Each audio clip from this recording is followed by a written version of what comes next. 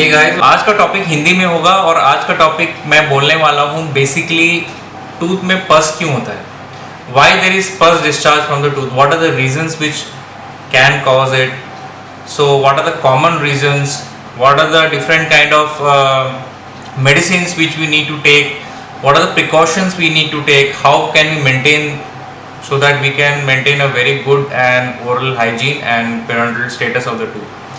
तो सबसे पहले अब सभी को मेरा नमस्कार।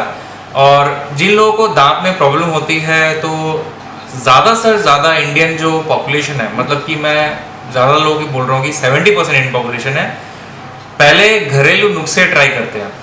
घरेलू नुस्खे जैसे क्या हो गए, गर्म पानी में कुल्ली करना, उसमें सॉल्ट मिला के कुल्ली करना, फिर दांत में हल्दी से गार्गलिंग करना, ऐसे डिफरेंट काफ़ी सारे मेथड्स हैं जो हम लोग घर पे घरेलू नुस्खे जो हमारे काफ़ी पुश्तों से चले आ रहे हैं वो हम लोग यूज़ करते हैं। लेकिन हमको ये पता नहीं होता कि हमारे टूथ से पस कहाँ से आ रहा है।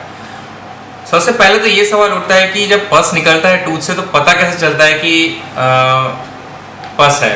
सबसे पहले पस जब निकलता है हमारे टूथ से तो हमारे माउथ में बहुत ही बैड स्मेल होती है, पहला चीज़।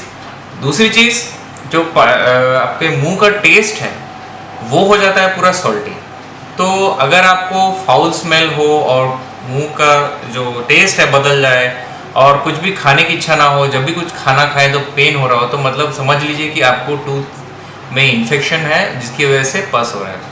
अब पस बेसिकली क्या होता है, ये एक एक्सुडेट होता है जो कि हमारी बॉडी इम्यूनिटी हेल्प करती है कि जो बैक्टीरिया है उसको हटाने के लिए। अब मुंह के अंदर हज़ारों लाखों करोड़ों बैक्टीरिया होते हैं, तो उसको ओरल फ्लोरा बोलते हैं। तो सबसे कॉमन जो बैक्टीरिया होता है जो कि दांत में कैविटी करता है, जो कि हम लोग टूथब्रश टूथपेस्ट के एडवर्टाइजमेंट देखते हैं, वो होता है कि dental caries cause by streptococcus mutans. अब ये जो है, हम जब हमारे दांत में जब थोड़ा सा खाना जम जाता है और हम रात को ब्रश नहीं करते हैं, हम लोग ज़्यादा स्वीट फूड खाते हैं या फिर कुछ भी खाते हैं जिसके बाद हम लोग स्टिकी फूड, जो हम लोग खाना खाने के बाद उसको क्लीन नहीं करते हैं, ब्रश नहीं करते हैं, तो क्या होता है वो जो बैक्टीरिया है इस खाने पे बैठ जाता है and they start taking the food. अब जो बैक्टीरिया खाना खाता है तो उसके बाय प्रोडक्ट्स एसिडिक होते हैं जो कि हमारे दांत के इनामल, जो कि इनामल मैट्रिक्स, जितने भी हमारे मिनरल्स हैं दांत में, उसको ख़त्म करता है धीरे धीरे। सबसे इजी एग्जांपल मैं बताता हूँ, अगर आप टॉयलेट में एसिड डालें तो आपका टॉयलेट कैसे रफ हो जाता है और कुछ दिनों बाद ब्राउनिश होता है, वैसे ही हमारे टीथ भी केरियस हो जाते हैं और धीरे धीरे टीथ की जो इन्फेक्शन है, वो जो केरीज है, जो कीड़ा लगा है दांत में, कीड़ा तो नहीं बोलेंगे, जो कैविटी है वो अंदर तक जाता रहता है। अब अंदर में क्या होता है, ब्लड वेसल्स होती हैं, नर्व्स होती हैं, और जब वो कैविटी बहुत डीप हो जाती है तब हमें पेन होता है। फिर हम पेन किलर खा लेते हैं, उसके बाद थोड़े दिन ऐसे ही चला जाता है, तो वो इन्फेक्शन धीरे धीरे हमारे टूथ से जाके गम्स में चला जाता है और जो आसपास का बोन है उसको इन्फेक्ट करता है, तब हमारे दांत में पस डिस्चार्ज होता है। ये हो गया एक कॉज। दूसरा कॉज है पस डिस्चार्ज का, जब हम यंग होते हैं 17-18 ईयर्स के, तो हमारे जो टूथ होते हैं सारे नहीं निकलते हैं। 16-17 साल तक हमारे 28 टूथ निकलते हैं, जब 18 to 24 ईयर्स के अंदर हमारा थर्ड मोलर निकलता है। वो जो थर्ड मोलर निकलता है उसके निकलने के टाइम में क्या होता है, हमारा जॉ उतना अच्छे से डेवलप नहीं होता और स्पेस नहीं होती है उसको निकलने में। तो क्या होता है, उसके ऊपर जो मांस होता है या फिर म्यूकोसा जिसको बोलते हैं, उसमें खाना फंस के वो फूल जाता है और तब पस प्रोड्यूस होता है। ये दूसरा कारण हो गया जब हमारा विजडम टूथ निकलते हैं या फिर अक्ल दांत जिसको बोलते हैं, ये हो गया दूसरा कॉज। तीसरा कॉज हो गया, अक्सर जो ओल्ड पीपल होते हैं, हम लोग काफ़ी हम लोग जब 50-60 के आसपास होते हैं, या फिर जो डायबिटिक पेशेंट होते हैं, उनमें क्या होता है कि जो पेरिडोंटल, जो मतलब कि हमारे दांत के मसूड़े जो होते हैं वो उतने अच्छे नहीं होते हैं और उनमें धीरे धीरे खाना जमना स्टार्ट होता है, क्योंकि उसमें जो गम्स और दांत के बीच में ना पॉकेट्स हो जाते हैं, गैप हो जाते हैं, तब वहाँ पे खाना फंसने लगता है। तो यूजुअली हम लोग क्या यूज़ करते हैं, एक टूथपिक ले लेते हैं, उसको निकाल देते हैं खाने को जो भी फंसता है, और टूथपिक को हम लोग क्या करते हैं, हमेशा अपने पॉकेट में या फिर पर्स में रखते हैं जहाँ पे काफ़ी माइक्रो ऑर्गेनिजम्स और बैक्टीरिया रहते हैं। तो क्या करना चाहिए, हमको कभी भी टूथपिक यूज़ नहीं करना चाहिए, क्योंकि टूथपिक से दोबारा इन्फेक्शन हो जाता है और अगले दिन स्वेलिंग और पस निकलता है। तो टूथपिक के हमको टूथपिक नहीं यूज़ करके हमें डेंटल फ्लॉस यूज़ करना चाहिए। जब भी खाना फंस जाए तो ये एक डेंटल फ्लॉस मिलता है मार्केट में, तो इसको ऐसे निकाल के अगर हम इसको ऐसे निकाल के हम जो भी खाना है अपने दांत के अंदर निकाल सकते हैं। ये कोलगेट का आता है, कोलगेट फ्लॉस।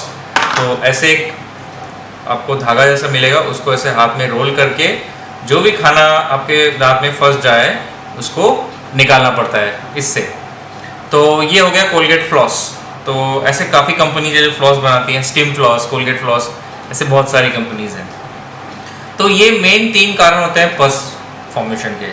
अब चौथा कारण एक और होता है कि अगर बाय चांस अनलकीली आप गिर जाएं, मुंह के बल गिर जाएं, या फिर आपकी किसी का लड़ाई हो जाए, तो आपका दांत सडनली अगर टूट जाए तो जो अंदर में जो नसें हैं वो दांत की वो निकल जाती हैं, और कोई भी हवा लगती है या फिर कोई भी ठंडी चीज़ लगती है या फिर कोई भी गर्म पानी लगता है तो हमको बहुत ज़ोर से पेन होता है। और अगर उसको हम इग्नोर करें तो हमें पेन होता है। अब इस पस को इमीडिएट रिलीफ के लिए हमें क्या करना चाहिए?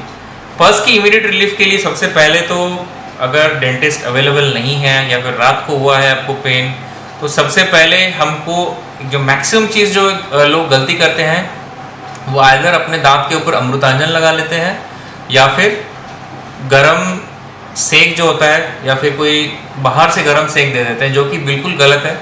उससे क्या होता है, स्वेलिंग और ज़्यादा बढ़ जाती है। स्वेलिंग कमती नहीं है, स्वेलिंग और ज़्यादा बढ़ती है। तो इसका हमको क्या करना चाहिए? हमको कभी भी अगर ऐसे कोई स्वेलिंग आए, हमारे घर में अगर कोई भी पेन किलर है या फिर कोई भी एंटीबायोटिक है, उसको उठा के मत खाएं। एंटीबायोटिक कोई भी पेन किलर है, जैसे कॉम्बीफ्लैम हो गया या फिर ज़ीरोडॉल एसपी हो गया, जो कॉमनली अवेलेबल होते हैं, या फिर अगर बस वो भी नहीं है तो आप पैरासीटामोल की एक टैबलेट भी ले सकते हैं जो कि आपको टेम्पोररी रिलीफ देगा। हालांकि आपको अपने पास हर किसी के पास हेडेक की दवाई, कुछ ना कुछ पेन किलर्स रहते ही हैं घर पे, तो बिना कुछ आप सोचे अगले दिन मॉर्निंग में डॉक्टर के पास जाए या फिर हॉस्पिटल जाके दिखाएं। जो पस है, अब काफ़ी लोग सोचते हैं कि पस निकल रहा है मतलब कैंसर हो गया, ऐसा बिल्कुल नहीं है। पस निकलने के बहुत कारण होते हैं।